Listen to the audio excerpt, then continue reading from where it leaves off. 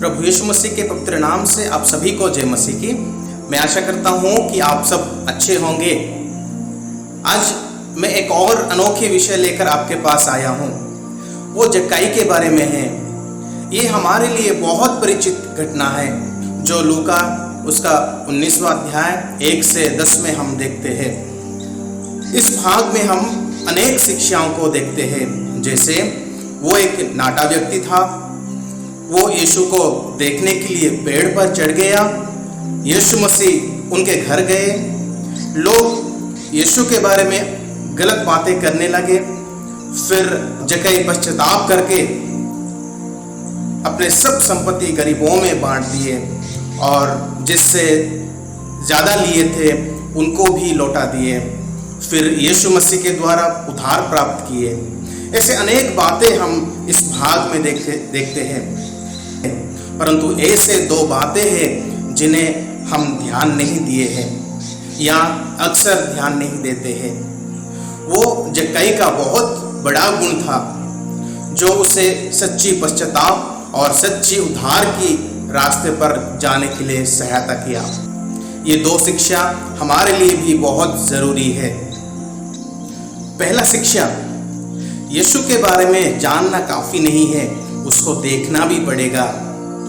जब हम लूका उसका 19:3 पढ़ते हैं, यहाँ लिखा है वो यीशु को देखना चाहता था कि वो कैसा है।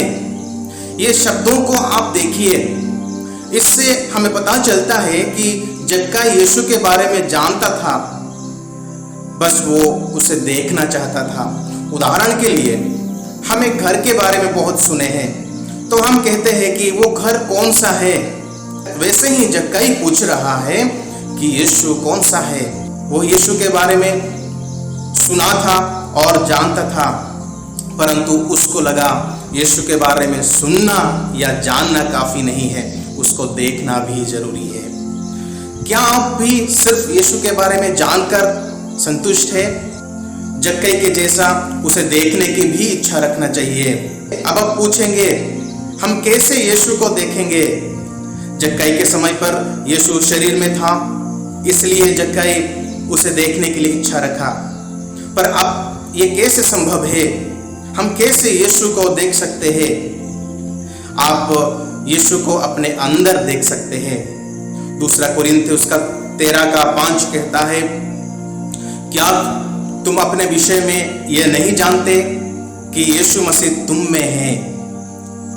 वैसे ही ये सारे वचन भी कहते हैं कि यीशु हमारे अंदर है। रोमी उसका 8:10, 2 कोरिन्थ उसका 4:6-7, गलतियों 1:15 और 16, गलतियों 2:20, गलतियों 4:19, इफिसियों 3:17, कुलुस्सियों 1:27 और 2 थिस्सलुनीकियों 1:10।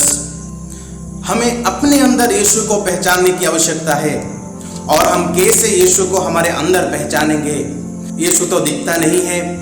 इसका एक ही उत्तर है, यीशु का गुण हमारे अंदर से निकलना चाहिए। हमारे अंदर जिसका गुण है वो हमारे अंदर है। वचन कहता है कि जो हमारे हृदय में भरा है वो हमसे निकलता है।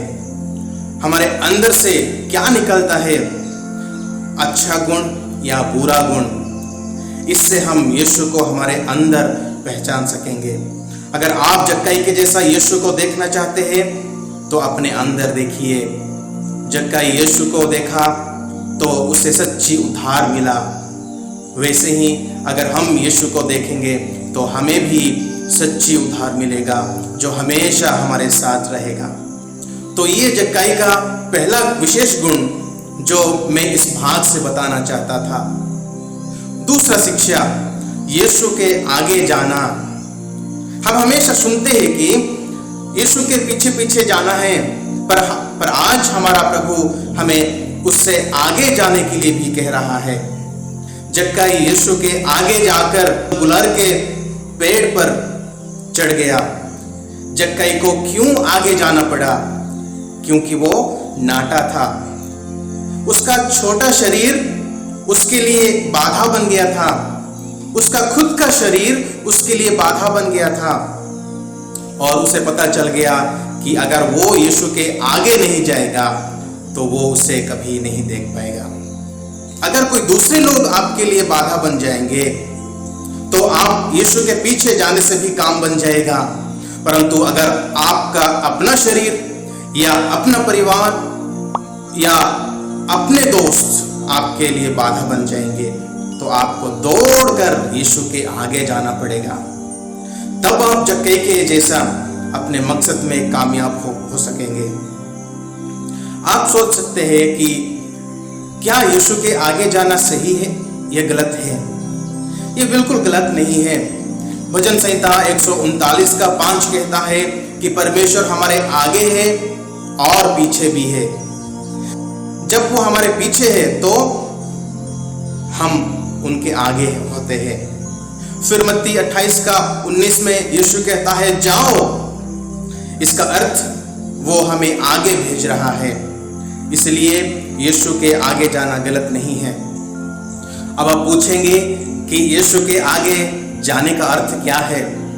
इसका जवाब पाने के लिए हमें एक व्यक्ति के विषय अध्ययन करना पड़ेगा जो यीशु के आगे गया था। क्या आप अनुमान लगा लिए हैं वो कौन है?